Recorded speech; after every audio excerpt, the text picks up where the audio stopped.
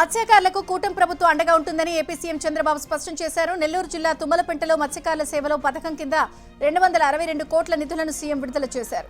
చరిత్రలో తొలిసారి 262 కోట్ల మత్స్యకారుల ఖాతాల్లో జమ చేసినట్లు సీఎం చంద్రబాబు చెప్పారు. 3256 కోట్లతో 9 ఫిషింగ్ హార్బర్ల నిర్మాణం చేపడుతున్నామని తెలిపారు. బోటు మనదే, వేట మనదే అని సీఎం అన్నారు. మరోవైపు వైసీపీ హయాంలో మత్స్యకారుల సాయాన్ని రూపాయి కూడా పెంచలేదని ఏపీ సీఎం చంద్రబాబు విమర్శించారు. 2019 నుంచి 24 మధ్య జగన్ విధ్వంసకర పాలన చేశారని మండిపడ్డారు. టీడీపీ డీఎన్ఏలో బీసీలున్నారని తమది తిరుగులేని అనుబంధమని చెప్పుకొచ్చారు. ఏపీలో గొడ్డలి పార్టీ తప్పుడు ప్రచారాలు చేస్తోందని మండిపడ్డారు. పరిశ్రమలు అభివృద్ధిని గొడ్డలి పార్టీ ఓర్వలేకపోతోందన్నారు. సాగర్ డిఫెన్స్ ప్రాజెక్టుపై దుష్ప్రచారం చేస్తోందని అన్నారు. సాగర్ డిఫెన్స్ ప్రాజెక్టులో స్థానికులకే ఉద్యోగాలు అని సీఎం చంద్రబాబు స్పష్టం చేశారు. అమరావతి క్యాంప్ కార్యాలయంలో పంచాయతీరాజ్ గ్రామీణాభివృద్ధి శాఖ ఉన్నతాధికారులు, ఇంజనీరింగ్ అధికారులతో డిప్యూటీ సీఎం పవన్ కళ్యాణ్ సమీక్ష నిర్వహించారు. పల్లె పండుగ పనుల పురోగతిపై చర్చించారు. పనులు వేగవంతం చేయాలని అధికారులకు దిశానిర్దేశం చేశారు. అనంతరం ఇప్పటి వరకు జరిగిన పనుల పురోగతిపై పవన్ కళ్యాణ్ ఆరా తీశారు. టీడీపీ స్థాపించిన నాటి నుంచి పార్టీకి, ఎన్టీఆర్కి, చంద్రబాబుకి ఎన్నెన్నో కష్టాలు వచ్చాయని ఏపీ మంత్రి అచ్చెన్నాయుడు అన్నారు. మత్స్యకారులు కుటుంబ సభ్యుల టీడీపీతో ఉన్నారని తెలిపారు. టీడీపీ అబద్దాలు చెప్పదని, ప్రచారాలు చేసుకోదన్నారు. ప్రజలకు ఏం కావాలో అదే చేస్తుందని స్పష్టం చేశారు. 2019-24 మధ్య జగన్ పాలనలో ఏపీ 25 ఏళ్లు వెనక్కి తీసుకెళ్లారని విమర్శించారు. చంద్రబాబు మళ్లీ సీఎం అయ్యాక పరిశ్రమలు వస్తున్నాయని మంత్రి అచ్చెన్నాయుడు తెలిపారు. మత్స్యకారుల సంక్షేమానికి కట్టుబడి పనిచేస్తున్నామని ఏపీ మంత్రి కొల్లు రవీంద్ర అన్నారు. అర్హులైన వారికి సంక్షేమ పథకాలు అందిస్తామన్నారు. మచిలీపట్నంలో ఏర్పాటు చేసిన మత్స్యకారుల సేవా కార్యక్రమంలో మంత్రి కొల్లు రవీంద్ర పాల్గొన్నారు. వేట విరామ సమయానికి 20,000 ఆర్థిక సాయం అందజేశారు. కృష్ణా జిల్లాకు చెందిన 18,283 మంది మత్స్యకారులకు 36.31 కోట్లుగా మెగా చెక్కును అందజేశారు. ఈ కార్యక్రమంలో జిల్లా కలెక్టర్ డీకే బాలాజీ, ఎమ్మెల్యే కాగిత కృష్ణప్రసాద్తో పాటు తదితరులు పాల్గొన్నారు. ఇంధన పొదుపు చర్యల్లో భాగంగా ఏపీ మంత్రి సవిత సైకిల్ తొక్కారు. సత్యసాయి జిల్లా పెనుకొండలోని తన ఇంటి నుంచి రైల్వే స్టేషన్కు సైకిల్పై ప్రయాణించారు. అనంతరం రైల్లో విజయవాడ వెళ్లారు. ఇంధన పొదుపు చర్యల్లో భాగంగా ఎమ్మెల్సీ కర్రి పద్మశ్రీ కారు వదిలి నడకబాట పట్టారు. కాకినాడలోని తన ఇంటి నుంచి ఆర్టీసీ కాంప్లెక్స్ వరకు నడుచుకుంటూ వెళ్లారు. అక్కడి నుంచి పల్లె వెలుగు బస్సులో కలెక్టర్ ఆఫీస్కెళ్లి మత్స్యకారుల సేవా కార్యక్రమానికి హాజరయ్యారు. యుద్ధం వల్ల ఇంధన పొదుపు పాటించాలని ప్రజలకు పిలుపునిచ్చారు. ఏపీఎస్ఆర్టీసీ పబ్లిక్ ట్రాన్స్పోర్ట్ను ఉపయోగించుకోవాలని సూచించారు. పెట్రోల్, డీజిల్ ధరల పెంపుపై వైసీపీ నేతలు చేపట్టిన ఆందోళనలు పూర్తిగా విఫలమయ్యాయని టీడీపీ ఎమ్మెల్యే సోమిరెడ్డి చంద్రమోహన్ రెడ్డి ఆరోపించారు. వైసీపీ చేపట్టిన ధర్నాలు చూసి వాళ్ల పార్టీ నేతలే నవ్వుకుంటున్నారని సెటైర్ వేశారు. పెట్రోల్, డీజిల్ ధరలు జగన్ ప్రభుత్వ హయాంలోనే పెంచారని గుర్తు చేశారు. మళ్లీ ఇప్పుడు మీరే ఆందోళన చేయడం ఏమిటని వైసీపీ నేతలను సోమిరెడ్డి ప్రశ్నించారు. ఏపీ మోడల్ స్కూల్స్ లో కాంట్రాక్ట్ సిబ్బంది సేవలను ప్రభుత్వం పొడిగించింది. 123 ఫిజికల్ డైరెక్టర్లు, 120 కంప్యూటర్ టీచర్ల సేవలను పునరుద్ధరించింది. 2026 జూన్ నుంచి 2027 ఏప్రిల్ వరకు సేవలకు అనుమతిచ్చింది. అకాడమిక్ ఇయర్ 2026-27 కాంట్రాక్ట్ సిబ్బందికి గ్రీన్ సిగ్నల్ ఇచ్చింది. ఒక నెల విరామంతోనే సేవల కొనసాగింపునకు ప్రభుత్వం ఉత్తర్వులు జారీ చేసింది. జీవో ఆర్టీ నెంబర్ 51ను స్కూల్ ఎడ్యుకేషన్ శాఖ విడుదల చేసింది.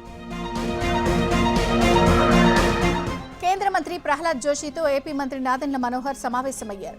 దేశవ్యాప్తంగా ప్రజా పంపిణీ వ్యవస్థ ద్వారా సరఫరా చేసే బియ్యంలో 10% నూకలిచ్చే విధానం అమలు చేసేందుకు కేంద్రం అంగీకరించినట్లు తెలిపారు. వచ్చే ఖరీఫ్ సీజన్ నుంచి ఈ విధానం అమలవుతుందని తెలిపారు. వైఎస్ ఆశయాలకు జగన్ తూట్లు పొడిచారని షర్మిల ఆరోపించారు. కేవలం బట్టలు నొక్కితే మళ్లీ సీఎం కాబోరని ఎద్దేవా చేశారు. వైఎస్ పేరు చెప్పి ఓట్లను దండుకుని ఆ తర్వాత వారి ఆశయాలను నాశనం చేశారని ఆగ్రహం వ్యక్తం చేశారు. పెద్ద దస్తగిరి హత్య కేసులో ప్రధాన నిందితుడిగా ఉన్న వైసీపీ నేత నిత్యానందరెడ్డిని కస్టడీకి తీసుకున్నారు. 2 రోజుల పాటు ఈ కేసులో నిత్యానందరెడ్డిని ప్రశ్నించనున్నారు. జిల్లా సెంట్రల్ జైలు నుంచి రిమ్స్ కు తరలించి వైద్య పరీక్షలు నిర్వహించారు. ఆ తర్వాత చిన్నచౌక్ పిఎస్ కు తరలించారు. ఏపీ నకిలీ లిక్కర్ కేసులో సిట్, ఎక్సైజ్ అధికారులు ఛార్జ్షీట్ నమోదు చేశారు. 25 మంది అభియోగాలతో పాటు మొత్తం 89 మందిని సాక్షులుగా చేర్చారు. జోగి రమేష్ అండతో A1 జనార్దన్ రావు నకిలీ లిక్కర్ తయారు చేసినట్టు తేల్చారు. నకిలీ లిక్కర్ ఉత్పత్తిలో జనార్దన్ రావు, జోగి రమేష్ కు లబ్ధి జరిగినట్టు సిట్ తేల్చింది. పాలమూరు రంగారెడ్డి ప్రాజెక్టుకు భూసేకరణను పూర్తి చేయాలని తెలంగాణ సీఎం రేవంత్ రెడ్డి సూచించారు. ఉమ్మడి పాలమూరు జిల్లాలోని సాగునీటి ప్రాజెక్టులపై జిల్లా మంత్రులు, ఎమ్మెల్యేలతో సీఎం రేవంత్ భేటీ అయ్యారు. ఉమ్మడి పాలమూరు జిల్లాలో ప్రాజెక్టుల పురోగతిని ఎప్పటికప్పుడు పర్యవేక్షించాలని ఆదేశించారు. భూసేకరణ నిధుల విషయంలో జాప్యం జరగకుండా వెంటనే చెల్లింపులు జరిగేలా చూస్తామని సీఎం రేవంత్ రెడ్డి తెలిపారు. పాలమూరుపై కేసీఆర్ది సవతి ప్రేమ అని మంత్రి జూపల్లి కృష్ణారావు విమర్శించారు. పాలమూరు రంగారెడ్డి ప్రాజెక్టును బీఆర్ఎస్ ప్రభుత్వం నిర్లక్ష్యం చేసిందని, కాళేశ్వరాన్ని పూర్తి చేసినట్లు ఈ ప్రాజెక్టును ఎందుకు పూర్తి చేయలేదని నిలదీశారు. ఏపీ కృష్ణా జలాల్ని తాకట్టు పెట్టిందే బీఆర్ఎస్ ప్రభుత్వాన్ని ఆరోపించారు. బీఆర్ఎస్ నేతలకు పాలమూరు ప్రాజెక్టుల గురించి మాట్లాడే నైతిక అర్హత లేదని మండిపడ్డారు. తెలంగాణ ఉద్యోగులకు కొత్త హెల్త్ స్కీమ్ ఏర్పాటు చేశారు. దీనికోసం ప్రభుత్వం ఎంప్లాయీ హెల్త్ కేర్ ట్రస్ట్ ఏర్పాటు చేసింది. ఉద్యోగులు పెన్షనర్ల డేటాను సేకరించాలని అధికారులను ప్రభుత్వం ఆదేశించింది. ఈ నెల 31 లోపు IFMIS హెచ్ఆర్లో అప్లోడ్ చేయాలని తెలిపింది. బీజేపీ ఎంపీ అరవింద్ వ్యాఖ్యలకు విప్ అద్దంకి దయాకర్ కౌంటర్ ఇచ్చారు. సీఎం రేవంత్ కాంగ్రెస్ లోకి ఎలా వచ్చారు, ఎలా అధికారంలోకి తెచ్చారో అందరికీ తెలుసన్నారు. తమతో కలవమని మోదీనే అన్నారంటే సీఎం రేవంత్ రెడ్డికి ఎంత గౌరవం ఉందో అర్థమవుతుందన్నారు. వరంగల్ జిల్లా కాంగ్రెస్ లో ఆసక్తికర పరిణామం జరిగింది. MLA Nayan Rajender Reddy camp office కు మంత్రి కొండా సురేఖ వెళ్లారు.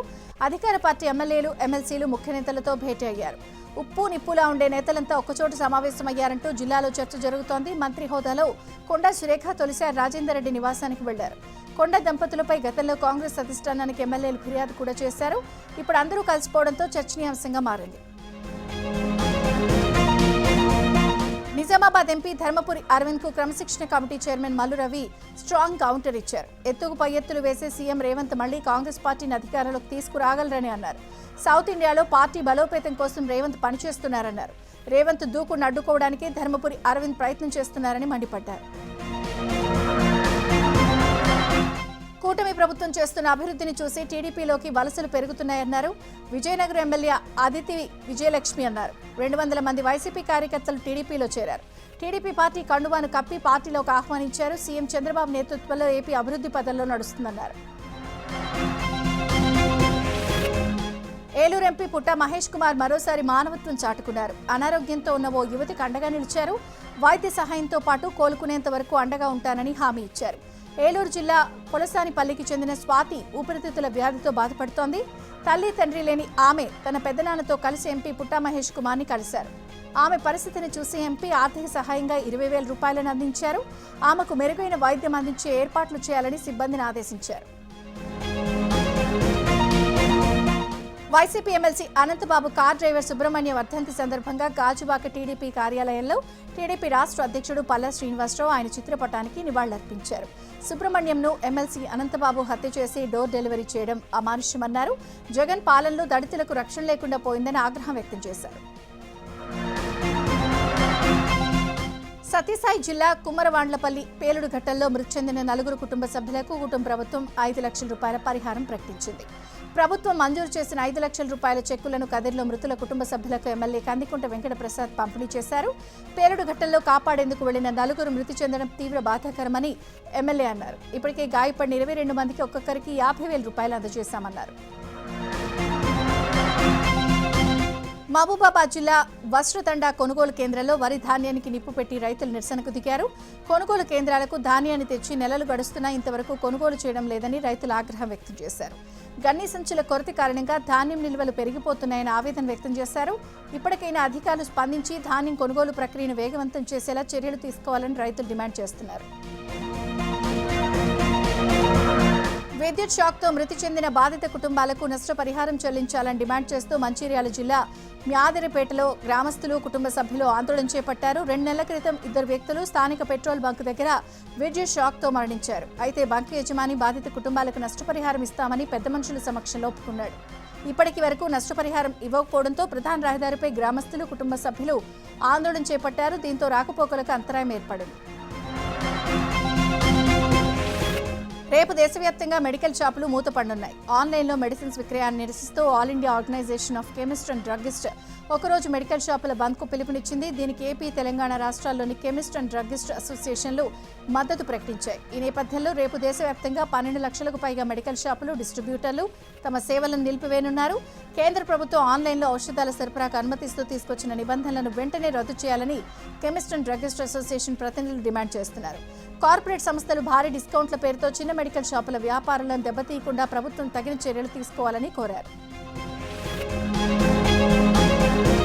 కృష్ణానదిలో మత్స్యకారులు బోట్లతో భారీ ర్యాలీ నిర్వహించారు. పెద్ద సంఖ్యలో తరలివచ్చిన గంగపుత్రులు బోట్ల ప్రదర్శన చేశారు. వరుసగా 2వ ఏడాది మత్స్యకారుల సేవలో పథకం కింద నిధుల విడుదల చేయడంపై మత్స్యకార కుటుంబాలు హర్షం వ్యక్తం చేశాయి. తమ సంక్షేమం పట్ల కూటమి ప్రభుత్వం చిత్తశుద్ధికి నిదర్శనంగా కృష్ణానదిలో బోట్ల ర్యాలీతో మత్స్యకారులు ప్రభుత్వానికి మద్దతు తెలిపారు.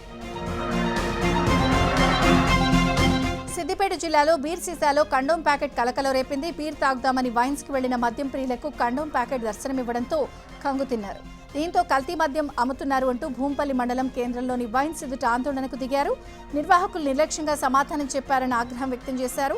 కల్తీ మద్యంతో ప్రజల ప్రాణాలతో చెలగాటమాడుతున్నారని మండిపడ్డారు. ఎక్సైజ్ అధికారులు వెంటనే చర్యలు తీసుకోవాలని డిమాండ్ చేశారు.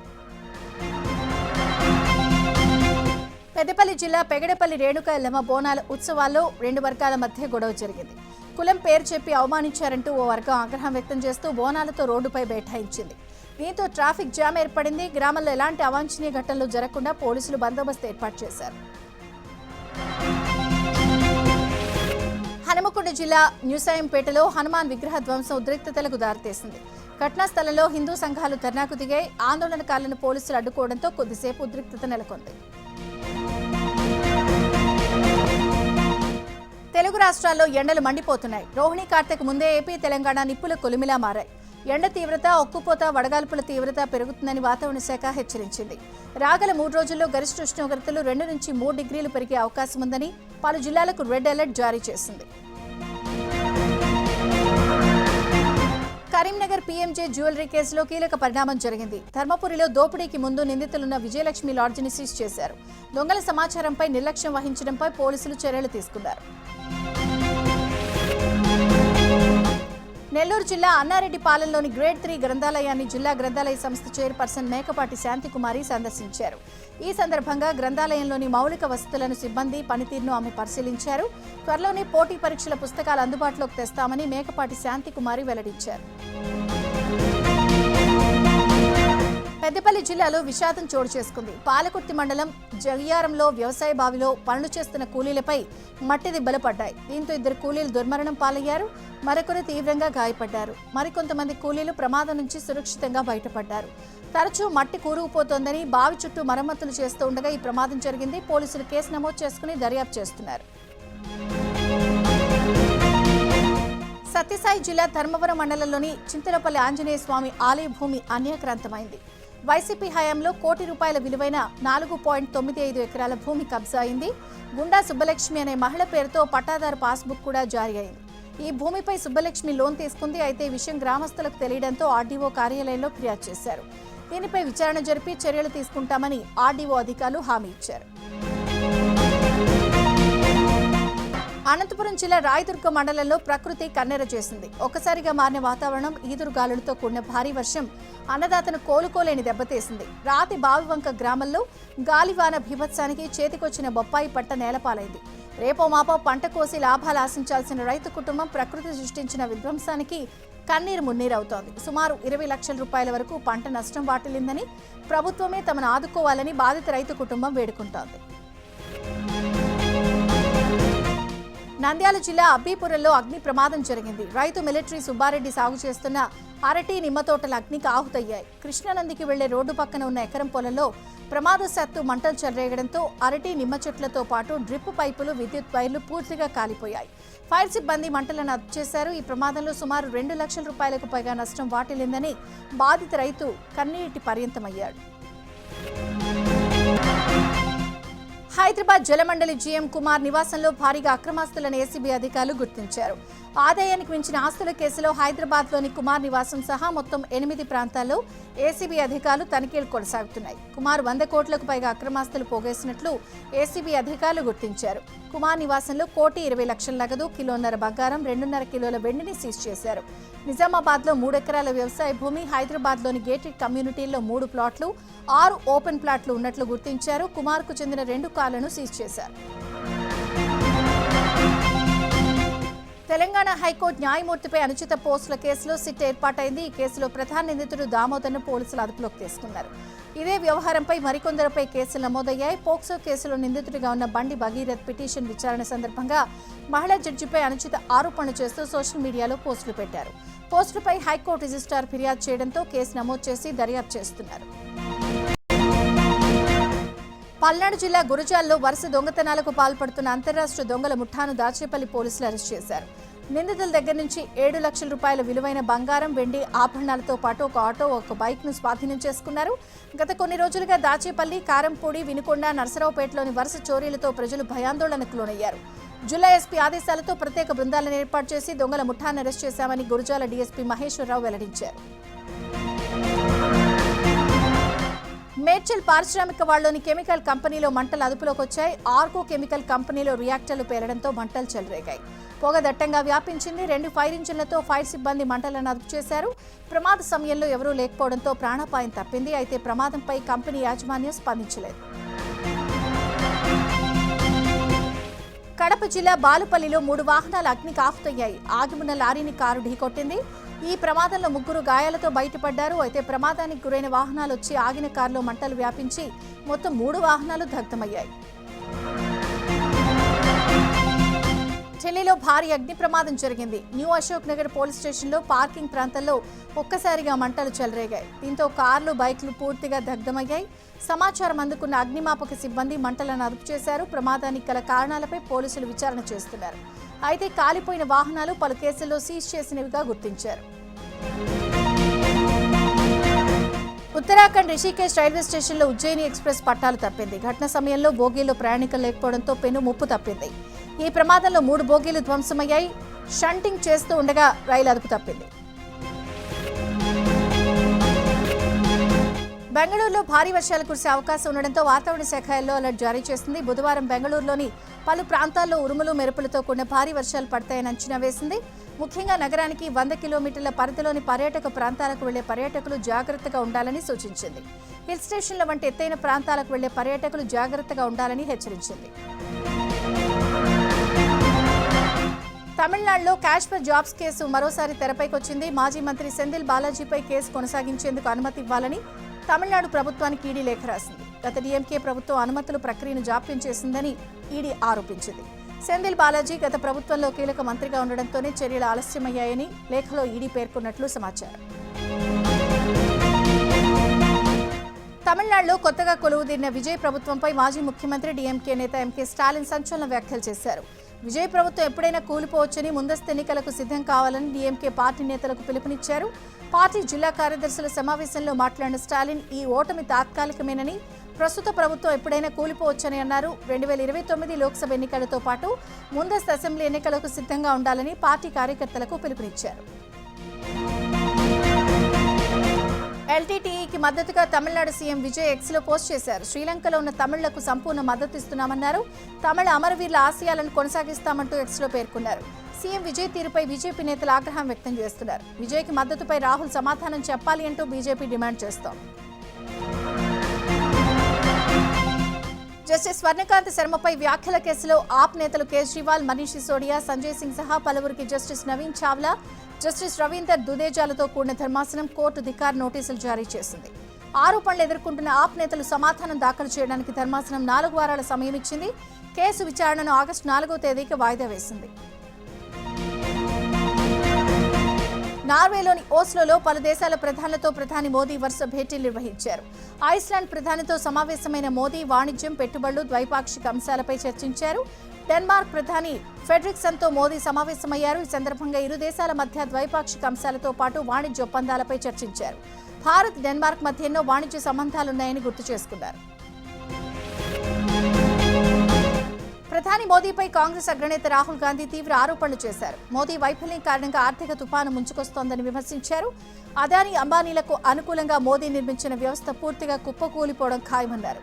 ఈ దెబ్బ మోదీ, అదానీ, అంబానీలపై ఎలాంటి ప్రభావం చూపించదని, ఇది పూర్తిగా అనుభవించాల్సింది ప్రజలే అన్నారు. మున్ముందు మరింత క్లిష్టమైన సమయం రాబోతోందని రాహుల్ హెచ్చరించారు. దీనికి సరైన చర్యలు తీసుకోవడానికి బదులుగా మోదీ ప్రజలను విదేశీ పర్యటనలు మానుకోవాలని సూచిస్తున్నారని, కానీ ఆయన మాత్రం ప్రపంచం అంతా విదేశీ పర్యటనలు చేస్తున్నారంటూ ఎద్దేవా చేశారు.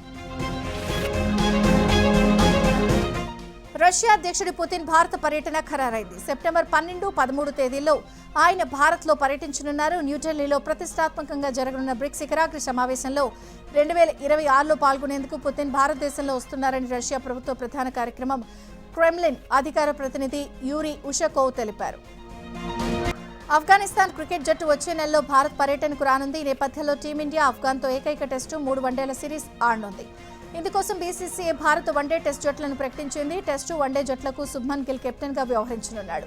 కొన్ని నెలలుగా తీరిక లేకుండా క్రికెట్ ఆడుతున్న స్టార్ పేసర్ జస్ప్రీత్ బుమ్రాకు అజిత్ అగార్కర్ నేతృత్వంలోని సెలక్షన్ కమిటీ విశ్రాంతినిచ్చింది.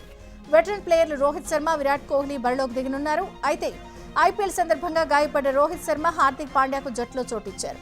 కానీ మ్యాచ్ సమయానికి ఫిట్నెస్ ఆధారంగానే తుది జట్టులో ఉండాలో లేదో నిర్ణయిస్తామని బీసీసీఐ తెలిపింది.